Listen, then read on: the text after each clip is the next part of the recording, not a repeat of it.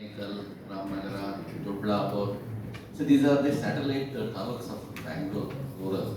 So even now in one of the in Dudlapur taluk, our university has initiated commodity interest groups where more number of jackfruit growers were there and their produce was limited small farmers. What the university did, they helped them to form the commodity interest groups, and through that commodity interest groups, the jackfruits were collected and that been marketed to Mangalore, where the large number of ice cream production units are there in Mangalore. So because of this, the income was 3 times more than what were they getting.